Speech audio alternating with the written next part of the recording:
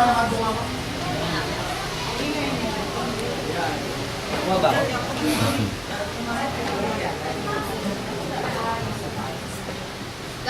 gift. There's but one gift that all are dead desire. One gift that men can give, and that's a dream. Unless we too can burn with the same fire of sacrifice, die to the things that seem, die to the